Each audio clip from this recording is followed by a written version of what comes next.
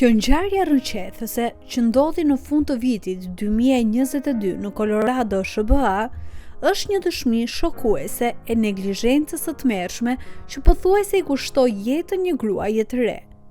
Ajo fillon me një makinë policie të pozicionuar në mënyrë të pamendueshme, drejt për drejt mbi shinat e trenit, dhe brenda saj Urani, një e dyshuar e prangosur, e cila ishte në prag. Protagonistja e kësaj drame është Urani, një vajzë 20 vjeçare. Megjithse paraqitja e saj ishte normale, ajo shfaqi një anë të rrezikshme pas timonit. Ngjarja nisi një natë kur Urani po ngiste makinën dhe një automjet tjetër u përfshi në ndërveprime të. Nuk dihet saktësisht se çfarë e provokoi, por Urani u zemërua pamaz dhe reagimi I saj ishte ekstrem. Ajo filloi të ndiqte nga afër shoferin tjetër. Më pas, situata shpërtheu kur ajo, sipas pretendimeve të viktimës, nxori një pistolet dhe e drejtoi atë drejt tij. I tmerruar shoferi tjetër I telefonoi menjëherë policisë duke raportuar praninë e një gruaje që po kërcënonte me armë zjarri. Menjëherë pas kësaj, forcat e rendit u mobilizuan për ta gjetur atë. Një oficer e vuri re makinën e Uranit dhe ndoqi procedurën standarde duke I dhënë shenjë për të ndaluar. Megjithatë, Urani nuk ju bind menjëherë. Ajo vazhdoi lëvizjen për një periudhë kohe, gjë që rriti dyshimet e oficerit. Kur më në fund vendosi të ndalonte, ajo e bëri këtë në vendin më të keq të mundshëm, në mes të shinave të trenit. Oficeri I parë ndaloi pas Uranit duke bërë gabimin shkatërrimtar. Ai parkoi makinën e tij të policisë në mjetin e shërbimit, pikërisht mbi shinat aktive të trenit. Shpejt një oficer I dytë mbërriti dhe parkoi pas ofruar mbështetje në ndalimin e rrezikshëm. Për shkak të akuzës për përdorim të armës, oficerët e trajtuan Uranin me kujdes dhe kërkuan bashkëpunimin e saj, duke I dhënë urdhra të qartë dhe të prerë. Uran ju bindi urdhrave, ngriti duart dhe u kthye siç u kërkua. Pas sigurimit të situatës, oficeri vazhdoi me procedurën e arrestimit duke I vënë asaj prangat. Gjatë kësaj kohe, shqetësimi kryesor I Uranit, pavarësisht situatës së tensionuar, ishte telefoni I saj celular, të cilin ajo kërkoi ta merrte. Oficerët e siguruan se do të kujdeseshin për të. Pasi u prangos, ajo u shoqërua dhe u fut në pjesën e pasme të makinës së policisë, e pashqetësuar nga vendodhja e makinës, ndoshta për shkak të stresit të arrestimit.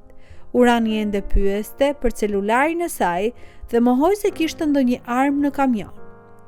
Oficerët vazhduan të pyesnin për armë, ndërsa siguruan se celulari do t'i dorëzohej më vonë. Por në realitet, brenda kamionit të saj, ata gjetën një pistolet dhe municione.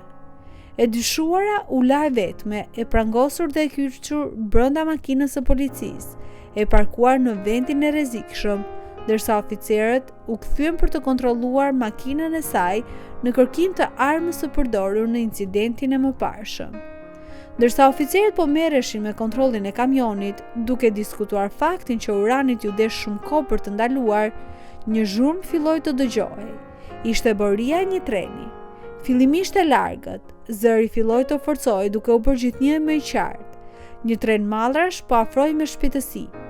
E bllokuar në pjesën e pasme të makinës së policisë, e prangosur, dyert të kyçura dhe pa fuqishme për të lëvizur, Urani pa trenin që vinte drejt saj. Tmerri që duhet të ketë ndjerë në ato momente, duke parë drejt syve të një fatkesie të pashmangshme, është I papërshkrueshëm. Ajo filloi të bërtiste me dëshpërim për ndihmë, por oficerët të zënë me kontrollin dhe zhurmat e ambientit nuk arritën ta dëgjonin britmën e saj, ndërsa bordia e trenit po bëi gjithnjë e më dominante. Më në fund, zhurma u bë aq e fortë saqë dhe oficerët kuptuan se rreziku ishte menjëhershëm dhe I jashtëzakonshëm. Ata kuptuan tmerrin e vendosjes së tyre, ata ishin mbi shina, por ishte tepër vonë. Në momentin që ndërgjegjësimi arriti, treni ishte shumë afër për të bërë çdo manovër shpëtimi. Ajo që ata mund të bënin ishin vetëm të siguronin veten duke bërtitur me njëri tjetrin për t'u larguar. Treni u përplas me forcë të madhe me makinën e policisë. Mjeti u godit aq fort sa u shkëput nga vendi dhe u dërgua duke u rrotulluar dhunshëm. Urani e kyçur brenda mori goditjen e plot. Oficerët të tmerruar me njëherë bërtitën për ndihmë mjekësore urgjente në radio, duke konfirmuar se patrulla ishte goditur nga një tren dhe se dyshuara ishte brenda mjetit. Ata nxituan drejt rënojave të makinës së policisë, e cila ishte deformuar në mënyrë të tmerrshme. Uran u gjet brenda. Ajo ishte në gjendje të ndërgjeshme fillimisht, por nuk mund të fliste, duke nxjerrë vetëm rënkime, përpara se të humbiste ndërgjegjen. Ambulanca mbërriti shpejt dhe transportoi atë në spital. Lëndimet e saj ishin katastrofike: dëmtim traumatik i trurit, fraktura të shumta brinjësh, thyerje të krahut dhe të sternumit dhe dhëmb të thyer. Një listë gjatë lëndimesh që kërkuan operacione të shumta dhe një qëndrim të gjatë në spital. Ky incident i bërë publik nga pamjet e kamerave të trupit shkaktoi një skandal kombëtar, duke ekspozuar nivelin e paimagjinueshëm të neglizhencës. Departamenti i policisë u vu në një presion të madh, i cili çoi në akuza penale kundër 2 oficerëve të përfshirë. Oficerja e parë u gjet fajtore për rrezikim të pamatur dhe sulm të shkallës së tretë.